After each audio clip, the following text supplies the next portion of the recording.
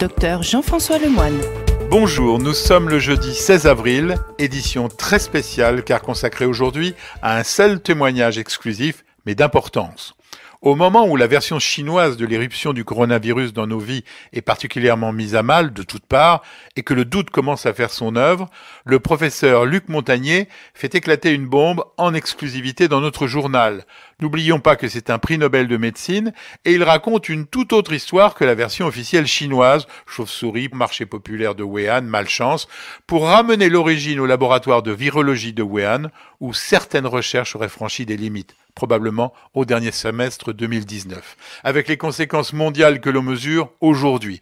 Alors écoutez-le, l'argumentation est étayée, impossible à notre niveau de la vérifier, et bien évidemment je lui ai posé la question du complotisme qui sera inévitablement évoquée. Professeur Montagnier, bonjour. Ce coronavirus a été décodé assez rapidement par rapport à d'autres, comme celui du VIH qui vous a valu votre prix Nobel de médecine. Mais selon vous, ce décryptage est incomplet. C'est-à-dire que le laboratoire de la ville de Wuhan s'est spécialisé sur ce type de virus, ces coronavirus, depuis très longtemps, depuis le début des années 2000. Donc, ils ont une expertise dans ce domaine, et ce qui m'a poussé à regarder de près, si vous voulez, la description du génome, c'est-à-dire la séquence de l'acide nucléique, qui est un ARN, de ce virus. Voilà, alors ça, c'est le début, si vous voulez, d'une analyse qui a été faite, non seulement par moi, mais aussi, surtout, par mon collègue mathématicien, qui s'appelle Jean-Claude Pérez, et qui continue maintenant à développer ce que j'appellerais une biomathématique, c'est-à-dire l'application des mathématiques à la biologie. Alors, donc il a effectivement fouillé dans les moindres détails de la séquence. On n'a pas été les premiers, puisque un groupe de chercheurs indiens a essayé de publier une analyse qui montrait que le génome complet de ce virus, de ce nouveau virus, coronavirus, avait des séquences d'un autre virus qui est, aux surprises pour moi, qui est le VIH, le virus du sida. Alors, ceci a été publié d'abord par le groupe indien. On l'a obligé de se rétracter parce qu'il y a une énorme pression pour tout ça, n'est-ce pas, pour que la vérité fasse jour. Mais la vérité scientifique fait toujours par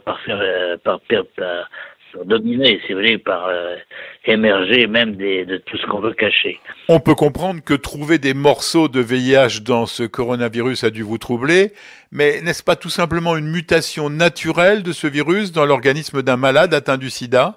Non, parce que, si vous voulez, pour insérer une séquence de VIH dans le génome, il faut avoir des outils moléculaires. C'est pas le patient qui va le faire.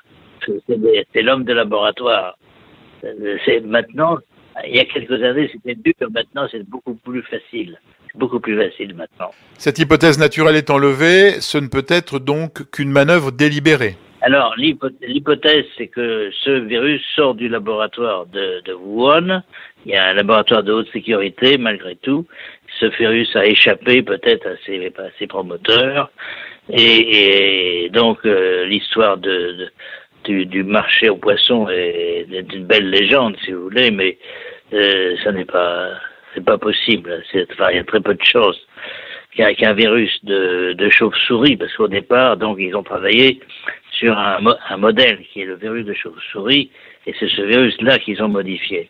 Mais leur but était de fabriquer une arme biologique, un virus agressif, ou ce qui serait plus tolérable, fabriquer un vaccin contre le sida? Je pense, c'est l'hypothèse la plus raisonnable, c'est de penser qu'ils voulaient faire un vaccin contre le VIH, donc, et utiliser un coronavirus qui, en principe, pouvait être atténué et ne pas donner de maladie, comme vecteur, si vous voulez, comme porteur des des antigènes, enfin des parties de molécules du virus du sida qui pouvaient servir à un vaccin. C'est donc l'histoire de l'arroseur arrosé version tragique. Voilà, c'est un travail d'apprenti sorcier, si vous voulez. Alors, c'est parce que malheureusement, enfin, on connaît beaucoup de choses en biologie moléculaire, on peut faire des bricolages, mais on a oublié, ou plutôt on n'a pas perçu le fait que nous sommes dans la nature depuis nos ancêtres sont là depuis des millions d'années, et la nature ne tolère pas n'importe quoi. C'est-à-dire qu'il y a des harmonisations, et c'est ce que mon collègue Pérez a beaucoup développé dans les années précédentes, c'est-à-dire que la nature n'admet pas n'importe quelle construction moléculaire, ou si elle les souffre, elle essaye de les éliminer. Et c'est ce qui est en train de se passer. Selon vous, la nature nous offre un rattrapage. Alors c'est la deuxième partie de mon message, si vous voulez. Ce qui est en train de se passer, c'est que la nature élimine ces corps étrangers du génome du coronavirus, et on assiste à un nombre de mutations spectaculaires, ce qu'on appelle maintenant des délétions, parce qu'on enlève justement les morceaux qui ont été insérés, les morceaux du VIH. La nature les enlève spontanément au fur et à mesure que le virus passe d'un patient à l'autre. Et ça, on le voit maintenant. Surtout, c'est les patients américains qui ont été les derniers infectés.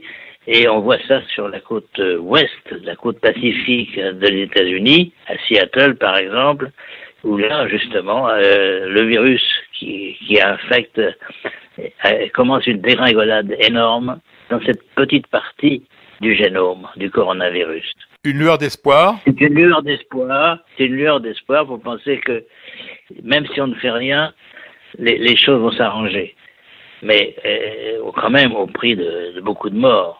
Donc, si on peut accélérer cela, et moi j'ai des propositions à faire, mais là j'ai besoin de beaucoup de moyens. J'ai besoin de moyens, mais je pense qu'on peut, par des ondes, si vous voulez, des ondes interférentes, avec les ondes qui sont derrière ces séquences d'ARN, on pourrait peut-être éliminer, même chez les patients, on pourrait éliminer ces séquences par des ondes. Tout ce que vous venez de nous expliquer, professeur Montagnier, est à la fois clair mais aussi terrifiant. Vous avez la crédibilité du chercheur reconnu et l'aura de votre prix Nobel, mais ne risque-t-on pas de vous taxer de complotiste?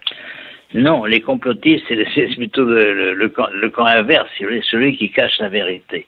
Je vois que les Chinois, j'ai beaucoup d'amis en Chine et j'estime la Chine, etc. J'ai passé d'ailleurs plusieurs semaines, juste avant l'histoire du corona, j'étais en Chine. J'estime que le gouvernement chinois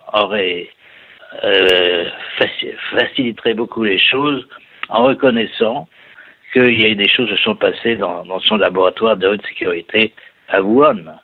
De toute façon, la vérité va éclater. Si vous voulez, ce que j'ai dit sur les séquences, les insertions de séquences étrangères, il n'y a pas seulement les rétrovirus, hein, il y a aussi d'autres séquences, par exemple du germe de la malaria, etc.